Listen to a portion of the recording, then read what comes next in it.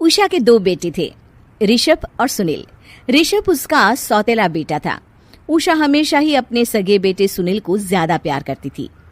सुनील की शादी हो चुकी थी और ऋषभ की शादी भी निशा नाम की लड़की से हो जाती है।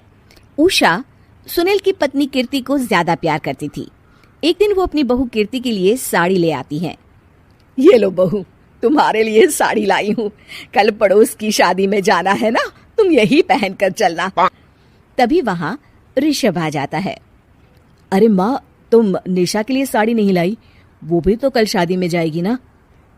हाँ हाँ, वो भी जाएगी, पर उसके पास तो काफी साड़ी होंगी ना।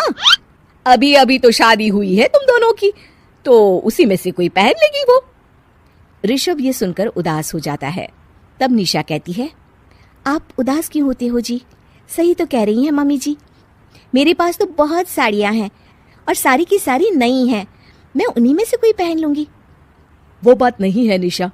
माँ मेरे साथ तो सौतेला व्यवहार करती ही थी, पर मुझे लगता था कि मेरी पत्नी के साथ वो ऐसा कभी नहीं करेंगी, पर आज उन्होंने तुम्हारे साथ भी वैसा ही व्यवहार किया। ऋषभ उदास होकर अपने कमरे में चला जाता है। ऋषभ को उदास देखकर निशा को अपनी सास पर बहुत गुस्सा आता है। एक दिन उषा सुनील को कुछ पैसे दे रही होती है। ले बेटा सुनील, ये कुछ पैसे रख ले और बहू को कहीं घुमा लिया। जी मम्मी जी। सुनील वहां से चला जाता है। मम्मी जी, आपने इन्हें तो कभी पैसे नहीं दिए। ऐसा सौतेला व्यवहार आप क्यों करती हैं? बहू, ये किस तरह से बात कर रही हो तुम अपनी सास से? कोई ऐसे सवाल करता है क्या अपनी सासू से? सास? अरे जिस दिन से मैं इस घर में आई हूँ ना, आपने तो मुझे अपनी बहू माना ही नहीं। हमेशा कीर्ति भाभी के लिए ही सब कुछ लाती हैं। मुझे तो आज तक आपने कुछ दिया ही नहीं। क्या मैं जानती नहीं कि आप ऐसा क्यों करती हैं? देख निशा, तू अपना काम कर, समझी? मेरे से बहस करने की कोई जरूरत नहीं है। तभी वहां ऋषभ आ जाता है। निशा, माँ से ऐसे बात नहीं करते, तुम जाओ अपने कमरे में। हाँ हाँ, जा रही हूँ। मुझे भी इनसे बात करने का कोई शौक नहीं है। निशा अपने कमरे में चली जाती है और ऋषभ भी वहां आ जाता है। निशा, तुमने माँ से क्यों झगड़ा किया? क्योंकि आप तो कुछ कहते ही नहीं, बस चुपचाप सहते रहते हैं। किसी को तो आवाज उठानी होगी ना। कोई बात नहीं निशा, तुम गुस्सा मत करो, शांत हो जाओ। निशा रसोई में खाना बना रही होती है। तभी वहां कीर्ति आ जाती है। निशा, तुम मार्केट से ये सामान ले आओ। मैं क्यों जाऊं? आप ही तो जा सकती हो ना। दिख नहीं रहा कि मैं खाना बना रही हूँ? हाँ तो क्या हुआ, खाना बनाने के बाद चली जाना। हाँ हाँ, खाना भी मैं ही पकाऊं, बाजार जाकर सामान भी मैं ही ले आऊं। खुद तो कुछ करोगी नहीं, है ना? ओहो, जुबान तो देखो कैसे चल रही है। सुनो, तुम अभी आई हो इस घर में, तमीज में रहो, वरना सासू माँ से कहकर मायके भिजवा दूंगी तुम्हें। हाँ।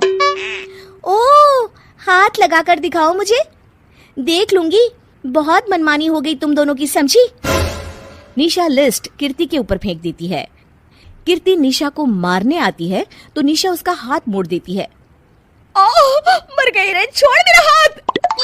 आज के बाद मुझसे कोई बदतमीजी की तो अच्छा नहीं होगा। कीर्ति रोते हुए अपने कमरे में चली जाती है। उस निशा चुड़ैल ने मेरा हाथ मोड़ दिया, मुझे नहीं रहना इस घर में। अरे कैसी बेकार की बातें कर रही हो? अरे निकालना ही है तो ऋषभ और निशा को निकालेंगे। नहीं, मुझे अलग घर चाहिए।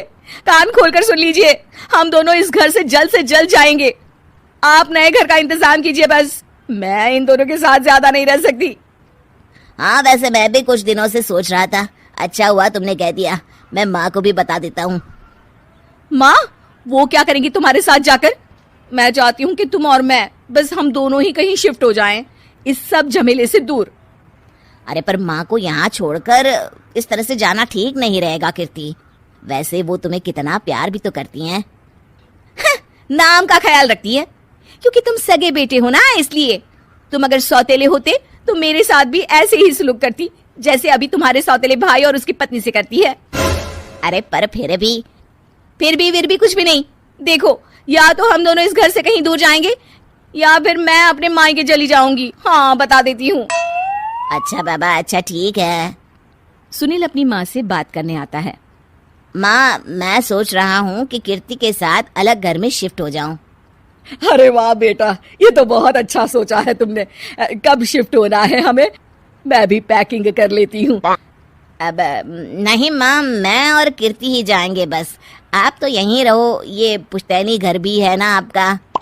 अरे बेटा, तू तो मेरा सगा बेटा है, तू ही मेरे साथ ऐसा कर रहा है, मुझे अपने साथ ले जा बेटा।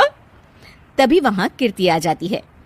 अरे माँ, आपको पता भी है कि किराए के घर में कितना खर्चा होता है, और अगर आपको भी लेकर गए तो और खर्चा होगा। आप तो बस यहीं रहो इसी घर में।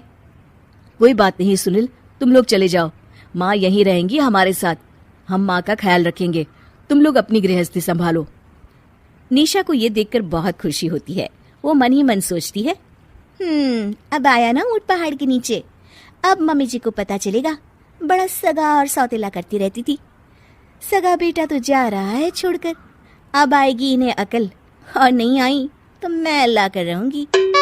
निशा अपनी सास को कैसे अपने सौतेले बेटे से मिलाएगी, जानने के लिए देखिए सौतेली माँ पार्ट 2।